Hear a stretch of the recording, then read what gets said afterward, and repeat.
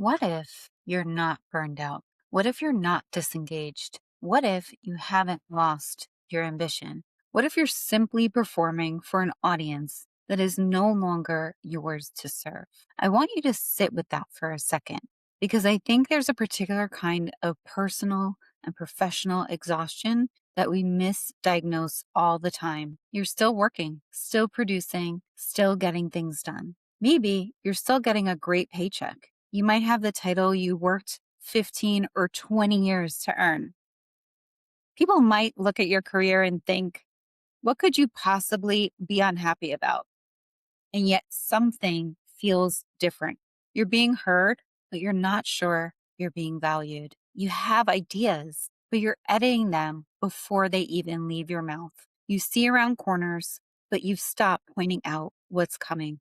You know how to solve the problem, but increasingly you find yourself thinking, why am I still running toward every fire? And maybe the most confusing part is this: you're still good at the job. That's what I want to talk about today. Because sometimes the most dangerous moment in a high performer's career isn't when they start failing. It's when they become extraordinarily good at succeeding at something they no longer want. Welcome back to Holding the Room.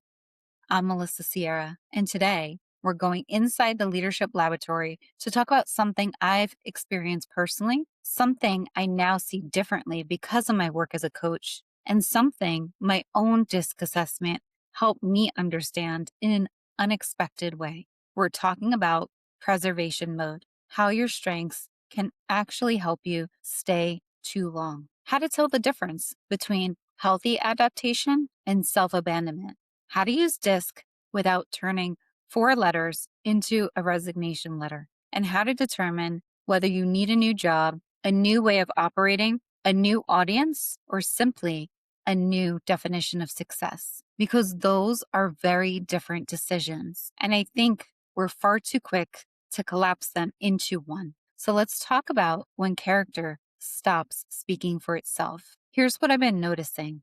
There was a point in my own career when something changed. It wasn't that I suddenly stopped caring. It wasn't that I stopped being capable. It wasn't even that people stopped listening to me. I was being heard, but I didn't always feel valued for the perspectives I was bringing. And that is entirely different. I spent years developing an ability to see around blind corners. I have an entrepreneurial spirit. I'm naturally future forward. When I see something broken, my instinct is usually, okay, how do we fix it?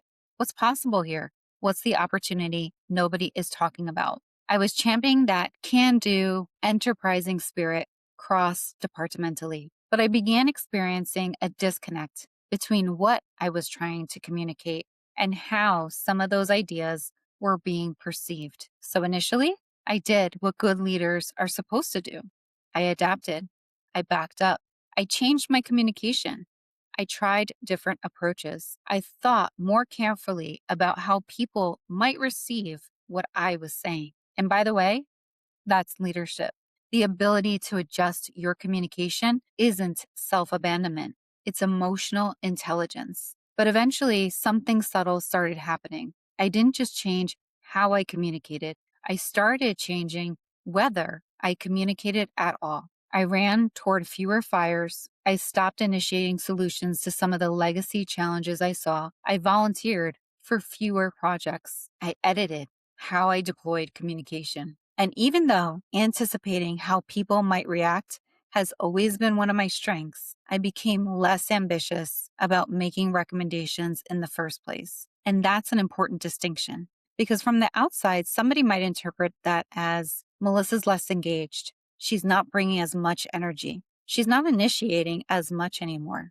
But from the inside, something different was happening. A leader was learning that initiative wasn't producing enough return to keep investing in it. And that made me feel like less of a leader. So let's talk about stretching versus shrinking. Here's where I want to be very careful.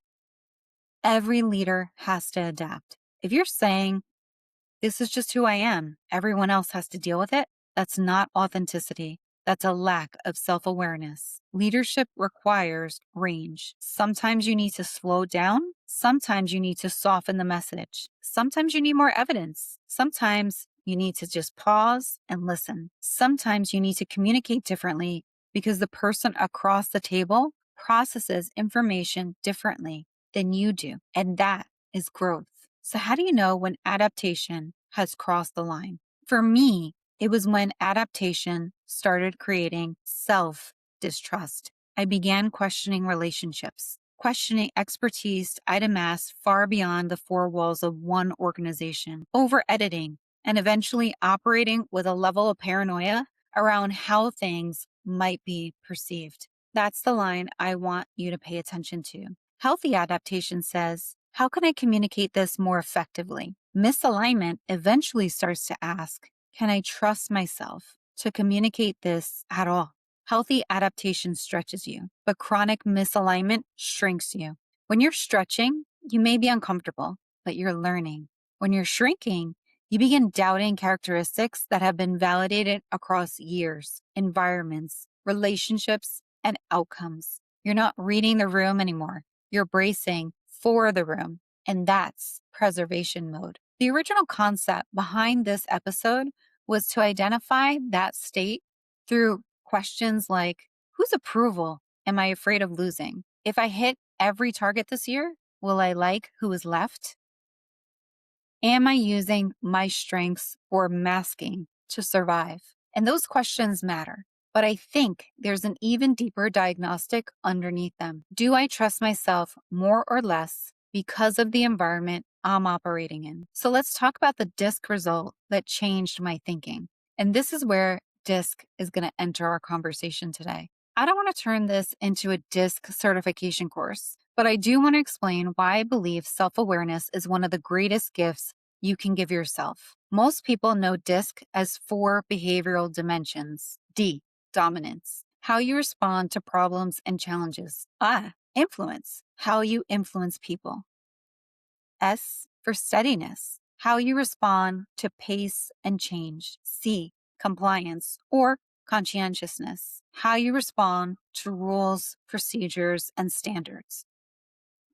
DISC doesn't tell you whether you're a good person. It doesn't tell you whether you should be a CEO. It definitely doesn't tell you to quit your job on any given day. It gives you language for how you tend to operate.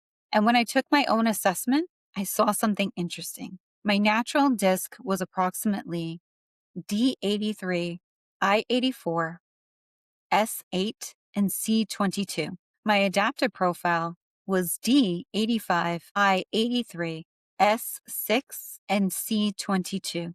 They're almost identical. My report literally says I see little need to change my approach to problems and influencing others in my current environment. It also describes a natural style that is ambitious, strong-willed, people-oriented, fast-moving, and comfortable with variety. And that challenged the original thesis I had for this episode, because I originally thought maybe preservation mode shows up when your adapted style becomes dramatically different from your natural style. And yes, that can be absolutely useful data, but it wasn't my data. I wasn't becoming someone completely different to survive my environment. In many ways, I was still me. And that unlocked something bigger. You can be completely yourself and still be giving the best of yourself to the wrong target. Pause. I want you to write that down, because alignment isn't simply, am I behaving authentically? There are at least 3 questions. Am I behaving like myself? Is this environment activating and valuing what I naturally bring? And are my strongest behaviors pointed towards something I still want? Those are not the same question. So let's pivot to the preservation amplifier. This led me to something I've started thinking about as the preservation amplifier. Because when we're under pressure, we don't necessarily become somebody else. Sometimes we become more of ourselves. We turn up the strength that has always worked.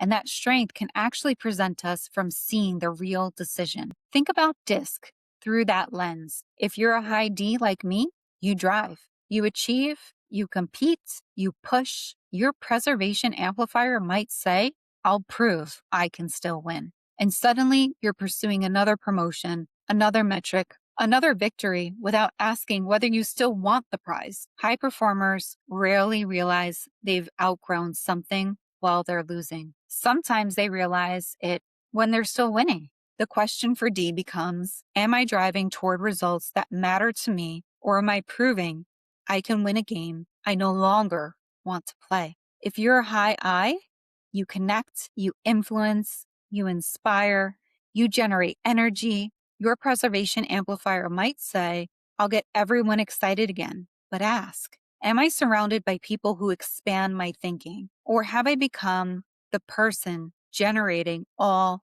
the energy? Am I connecting because I'm inspired, or performing because I need the room to validate me? If you're a high S, you stabilize, you support, you create continuity. Your preservation amplifier might say, I'll keep everything together. And stability can slowly become a reason not to move. Ask, is this stability actually serving me, or has safety become a slow erosion of my potential? If you're a high C, you analyze, you perfect, you create standards, you solve through rigor. Your preservation amplifier might say, if I can just understand what's wrong, I can fix it. But ask, am I perfecting a system that is fundamentally broken? Those questions evolve the disc clarity filter from my original episode draft. The goal isn't to diagnose your career from your letter. The question is my strength solving the problem or helping me avoid the decision? What my own profile revealed to me is my own disc becoming interesting. High D, high I, very low S, and a low C. My report describes me as ambitious, pioneering, determined, competitive, decisive, venturesome, enthusiastic, persuasive, optimistic, active, restless, impatient, eager, and flexible. But it also says routine work and environments requiring constant focus without variation can create stress for me. So preservation mode for me probably wasn't going to look like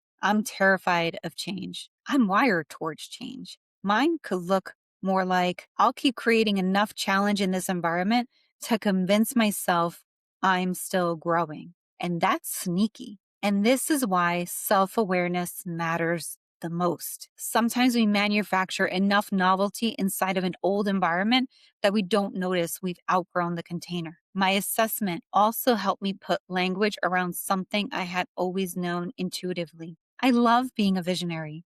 I love curiosity, and I love conviction. I love the need for a fast-moving, dynamic environment. I love problem solving. And my driving forces were another layer to this. They identify commanding, intentional, intellectual, and receptive among my primary drivers, including a strong desire to control my own destiny, pursue new approaches, and build something with enduring legacy. Suddenly, I wasn't simply asking, can I continue being successful here? Of course I could. The more interesting question became, does continuing to be successful here satisfy the person I'm becoming? For me, the emotional cost started showing up as cynicism. I became irritated and I started looking for validation elsewhere. There was also grief, because when you've spent 20 years pursuing something you thought you cherished, questioning it can feel like you're questioning the entire investment. You think, did I lose years to this? Was I wrong? Was all of that for nothing? And I want to say something directly to anyone who's there right now with me. Something can have been deeply right for one chapter and still become wrong for the next one. Changing doesn't invalidate what came before. Your marriage to an old definition of success doesn't have to last simply because you once loved it. What happened next for me became important. I started finding validation through coaching, through speaking, through podcasting, and those environments became reflecting something back. Clients were getting results. People told me my content made them think differently. Sometimes they described it as an awakening. My ideas started becoming my own personal frameworks. My opportunity flywheel emerged partly because I began recognizing the pattern that happened in my own career. I started getting opportunities to co-author, to guest on podcasts, to speak. And eventually I realized I hadn't suddenly become more valuable, but I had entered rooms capable of recognizing value. I had started editing in another one, and that is different. Pay attention to unprompted signal.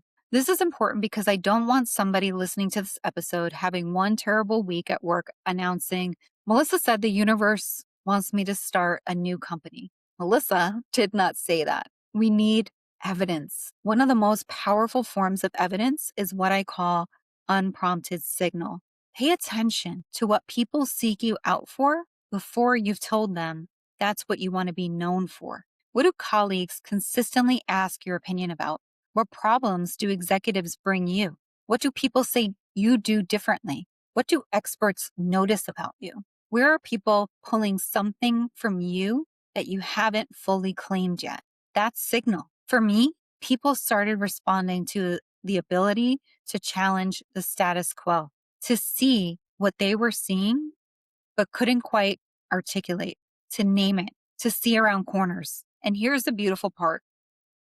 Sometimes your next identity gets recognized by the market before you're brave enough to fully claim it for yourself. Your job is to notice. My opportunity flywheel starts with declaration. My own opportunity flywheel didn't begin when somebody handed me an opportunity. It began when I became more intentional about my own personal brand.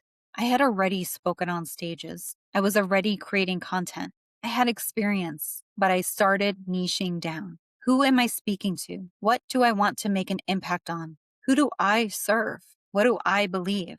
What am I willing to say that might not sound like everybody else? And that changed things. For years, much of my career had been built around being selected for the role, selected for the project, selected for advancement, selected for influence. Building a personal brand required me to reverse the equation. I had to select the audience I wanted to serve.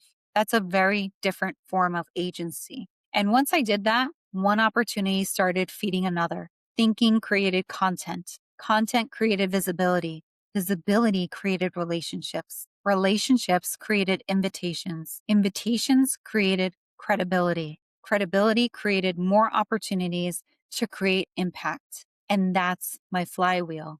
But the first move was declaration. Your 20 years were not wasted. Here's another fear I want other accomplished people to hear and lean into. I've spent 20 years building this. I can't possibly start over. Neither did I, and neither do you. This is what I mean about when I talk about living in the leadership laboratory. My legacy isn't simply a list of positions I've held. It's the patterns I observed over 20 years. It's the point of view those patterns created. It's my network, my judgment, my credibility, my ability to anticipate reactions, my ability to see around corners, my understanding of how organizations actually behave, not simply how the organization says they're supposed to behave. A title didn't give me those things. A job description didn't give me those things. The work did. The observation did. The experiences did. And I own that. Here's how I think about it now. Your title is rented. Your experience is owned. I didn't leave 20 years behind. I claimed 20 years of evidence. And I began asking, how can that evidence serve an evolved identity? That is not starting over. That's starting from experience. Update your performance review. This required another shift. I had to change my definition of success. For years, my scorecard looked a lot like ambitious executive scorecards. Title, salary, organizational influence, eventually arriving at the C-suite. And those weren't bad goals. They worked until they didn't. My new scorecard looks different. Impact, freedom of creativity and expression, clients getting results, being sought after for my thinking, a legacy of work, intellectual ownership, and agency over how I choose to wake up and run my life. That's when I realized something. I was conducting my own performance review using the wrong metrics. I want you to think about that. Maybe you're not failing your definition of success. Maybe you failed to update the definition. I spent years measuring advancement. Now I increasingly measure authorship. What ideas am I creating? What outcomes am I changing? What do I own intellectually? What body of work am I building? What will remain when the title changes? That's a very different performance review. So let's talk about the guilt of outgrowing a good life. This part wasn't easy because there was guilt. I remember thinking, wasn't this what I chased for 20 years? Most people would kill to have this title, this role, this level of success. And that's where high achievers can get trapped because the life you're questioning may be someone else's dream, but someone else's dream cannot become your obligation. Prestige and alignment are not synonyms. Gratitude and permanence are not synonyms. You can't appreciate everything an organization, role, or chapter gave you without promising it every future version of yourself. And I think the deepest realization was that I wanted more ownership over my life, not simply a bigger title inside somebody else's structure. That matters because my assessment helped reveal the autonomy, the individuality, learning, and legacy were meaningful drivers for me. For years, title and organizational influence had been vehicles for those needs, but eventually they weren't enough. The destination hadn't necessarily changed overnight, the vehicle had. Fear doesn't have to disappear. Now let's talk about the part that Instagram posts like to skip. Fear, financial security, predictability, status. I became a big fish in a big pond, and entrepreneurship meant becoming a beginner again. There is variability. There is uncertainty. There still is. I don't want to pretend I achieved clarity and fear evaporated into some cloud of inspirational glitter. It certainly didn't.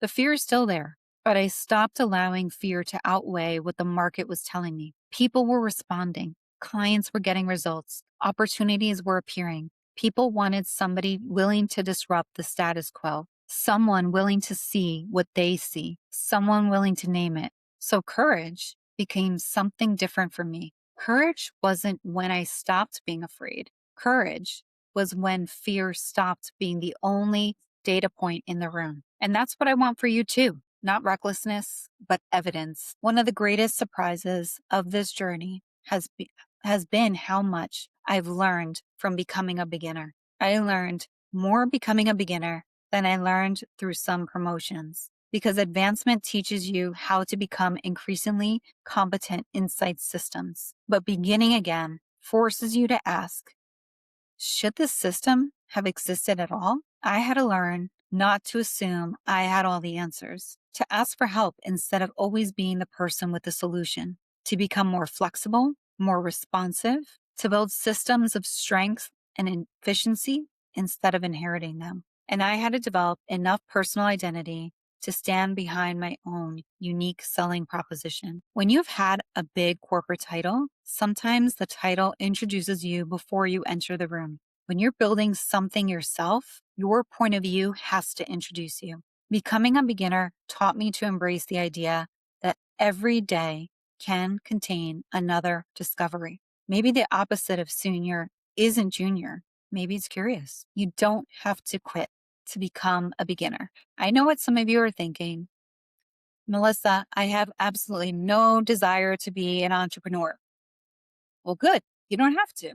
This episode isn't an entrepreneurship recruitment drive. You can become a beginner again inside your own organization. Start networking internally differently. Who are the people you've admired but never actually taken to lunch or coffee? What new team is doing work you don't fully understand? What legacy team has expertise you haven't tapped into? What cross-functional problem has been kicked down the road for 3 years because everyone has decided that's just how it works here? Go investigate it and then look at your operating system, standing meetings, legacy reporting, processes, approval structures, and ask. The spirit of why we started this was probably right at the time, but we've evolved. If we were designing it today, would we build it the same way?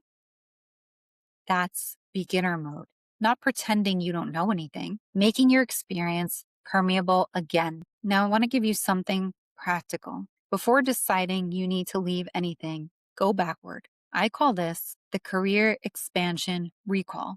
Think about periods in your career when you felt the most expansive, not necessarily when you had the biggest title, but when did you feel alive? What were you solving? Who were you around? What kinds of decisions were you making? Were you building, creating, leading, teaching, stabilizing, challenging? What outcomes were occurring? How did you feel about yourself outside of work? What characteristics of yours were being exercised regularly? Write it all down because most people approach career reinvention by asking, what job do I want next? But I want you to try asking, under what conditions does the best version of me consistently emerge? Now you have something useful. So let's talk about the 30-day room audit. Don't make a career decision from one feeling. Collect data. For 30 days, audit how you show up in important meetings. After each one, I want you to write down, did I lead? Did I contribute? Did I defer? Did I mostly observe? Did I tune out? Did I feel inspired? Maybe I was neutral. Was I irritated? Did I get that unmistakable ick feeling? Did I have an idea I chose not to share? Did I over edit? Was I genuinely curious about the problem? Or was I simply trying to survive the hour? Don't judge one meeting. Look at the full month. Because here's a principle I want you to remember. Don't make a career decision from a feeling. Collect enough evidence to determine whether the feeling has become a pattern. That is your leadership laboratory. Observe, collect, interpret, and then decide. What if you know, but you can't leave? This matters. You might complete that exercise and realize, yep, I've outgrown this and I still need the paycheck. Welcome to being an adult. Clarity doesn't require immediate action. Don't confuse clarity with urgency. If leaving isn't practical right now, I would do 3 things. First, get serious about self-awareness. DISC is one tool I believe in because it gives you directional language for how you operate. But don't stop at the score. Ask what conditions activate your strengths and what conditions repeatedly drain them. And if you need help, I offer one-on-one coaching for these DISC assessments that just don't read the results, but give you actionable ways to implement them for what your today work looks like and who the future you looks like. Number 2, look internally. Is there another role, another department, another initiative, a strategic project, a transformation, somewhere you can flex capabilities your current work isn't exercising? And lastly, create adjacent arenas. Write for an industry publication, speak, volunteer, join an industry initiative, contribute to something meaningful. Find responsible ways to exercise parts of yourself your primary role isn't currently using. You don't always need to leave one room immediately. Sometimes you need to stop asking one room to meet every dimension of who you are becoming. Those outside arenas can also become low-risk experiments. Do people respond? Does the work energize you? Do opportunities compound? That's evidence. Staying well and leaving well. Suppose you've done all that. You've collected the evidence, you've tried internal experiments, you've built self-awareness, and you still know this chapter is ending. What do you owe the organization? For me, these are non-negotiable. Professionalism, good work, transparency, transition support, gratitude. Those are not organizational values. They're your values. If you abandon them because you're frustrated, you're allowing the environment to determine your character. And your character is yours. Quality shouldn't collapse because your commitment is changing. Trust matters. Credibility matters. Your reputation matters. But here's what you don't owe: endless fighting.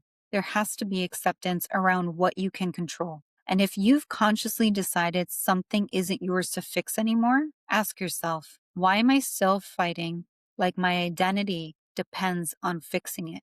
You can withdraw your fight without withdrawing your character. You can care without rescuing, contribute without convincing, be grateful without remaining indefinitely.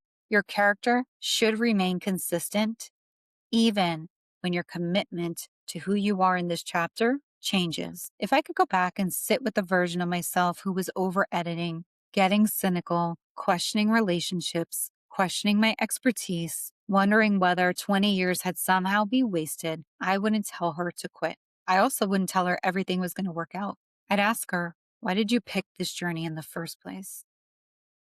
And when was the last time you felt inspired by the work you put into in the world and your role in creating it versus simply progressing along the painted path an organization gave you? That's a very different question because the painted path is seductive. Do good work, get promoted, make more money, gain influence, reach the C suite. Again, nothing wrong with it until the path itself becomes the purpose. Then one day you wake up with everything you were supposed to want and wonder why it doesn't feel like enough. That's not necessarily ingratitude. It may just be the information that you need. So here's this week's laboratory challenge for you. Not next quarter, not after your performance review. Within the next 24 hours, wherever you're watching or listening to this episode. And I also want you to subscribe if you want more practical leadership tips. First, I want you to step back from your title, step back from your resume, step back from what your boss thinks, step back from LinkedIn and ask, what word or words describe the value I bring to my professional life? Maybe it's visionary, builder, connector, problem solver, challenger, creator, strategist, stabilizer, translator. And then ask, when was the last time I actually lived those words? Don't ask when somebody complimented you for them. Don't ask when they appeared on a performance review. When did you live them? If you call yourself a visionary, but you haven't proposed something bold in 6 months, that's data. If you call yourself a problem solver, but you've stopped trying to solve anything because you've learned the political cost isn't worth it, that's data. If you call yourself a connector, but every meaningful relationship you have now is transactional, that's data. If you call yourself curious, but you haven't been a beginner in years, that's data. It doesn't mean quit, it means investigate. Now, you don't need to know your next move tonight. You don't need a resignation letter. You don't need a 5-year plan. And DISC isn't going to make the decision for you. What self-awareness can do is help you recognize the difference between who you are naturally, who your environment asks you to become, what your strengths are accomplishing, and whether those accomplishments still belong to the future you're trying to build. Because you can be completely yourself and still be giving the best of yourself to the wrong target. You can still be winning and realize you no longer want the prize. You can appreciate the path that got you here without agreeing to stay on it forever. And you can carry everything you've learned forward. Remember, your title is rented. Your experience is owned. I didn't leave 20 years behind. I claimed 20 years of evidence. That's what the leadership laboratory means to me. Every meeting, every difficult relationship, every success, every mistake, every promotion, every moment you were underestimated, every room that you flourished, every room where you shrank. It's all data. And your job isn't to collect achievements forever. Your job is to pay enough attention to understand what they're teaching you. So this week, name your value and then ask yourself, when was the last time I lived it? Because maybe you haven't lost your ambition. Maybe you haven't lost your edge. And maybe you aren't burned out. Maybe you're finally becoming aware of something you've been trying not to see. Maybe you've just been performing for the wrong audience. Stay curious. Keep building your leadership laboratory. Keep creating opportunity. And I'll see you next time on the holding room. Thanks for listening. And please share this episode if you think that there's someone who needs to hear it today.